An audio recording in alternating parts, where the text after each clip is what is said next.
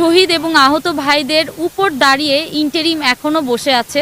Interim সরকারে বসছে, কিন্তু তারা এখনো আমার শহীদ ভাইদের বিচার করেনি। আসলে এখানে আয়োজনটা ছিল যে অনেকগুলো, আমি বুঝাতে চেয়েছি যে এখানে অনেকগুলো লাশ পড়ে আছে আমার ভাইদের, এবং আমার ভাইয়েরা যে জুলাই অভ্যুত্থানে যে শহীদ হয়েছে তাদেরই আমি একটা প্রতীকী ছবি তুলে ধরেছি এখানে, এবং আমি বুঝাতে চেয়েছি যে আমার শহীদ এবং আহত ভাইরা যদি বেঁচে থাকতেন তারা এখন কি ধরনের কথা বলতে পারতেন।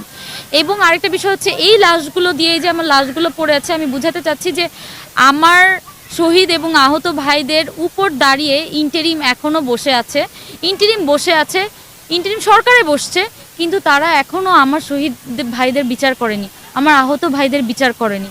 সুতরাং এই ইন্টারিম যদি এদের বিচার না করে, এদের জন্য বসেছে, এদের কারণে বসতে পেরেছে, এদের প্রতিনিধিত্ব না করে, তাহলে কাদের প্রতিনিধিত্ব করছে?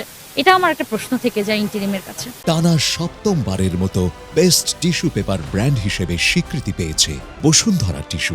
আসলে দেখেন, আমি সবাইকে এখানে ইনভাইট করেছি, আপনি পাবলিক বলেন প্রাইভেট বলেন, আমি সবাইকে এখানে ইনভাইট করেছি। আমি মনে করি এখানে সবাই থাকাটা আমাদের দরকার ছিল, বা যেহেতু আমি এখানে কোনো ধরনের রোড ব্লক করছি না, আমি কোনো ধরনের জনদুর্ভোগ তৈরি করছি না, সেই ক্ষেত্রে একটা নীরব প্রতিবাদ আমি পালন করছি। এখানে সবার থাকা উচিত ছিল, বাট আমি সবাইকেই ইনভাইট করা সত্ত্বেও কেউ আসেনি, আবার কেউ এসেছে। সো এটা আসলে বিভিন্ন রাজনৈতিক দলের বা বিভিন্ন মানুষের বিভিন্ন ধরনের এজেন্ডা থাকতে পারে।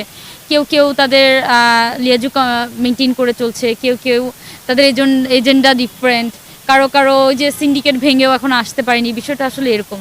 সো আমি মনে করেছি যে জুলাইয়ে যেহেতু আমি আন্দোলনে নেমেছিলাম, এবং আমার দায়বদ্ধতা থেকে, বা আমি মনে করি এটা আমার উচিত যে যখন হচ্ছে গিয়ে এই অন্যায়ের বিরুদ্ধে কথা বলতে হবে, বা যখন অন্যায়ের এগেইনস্টে কথা বলতে হবে, আমি সোচ্চার থাকবো। আমি এখনও কথা বলবো, আমি ভবিষ্যতে কথা বলবো। সেটা যদি কেউ নাও হয়, আমি একাই স্ট্যান্ড নিব আমার বাংলাদেশের জন্য।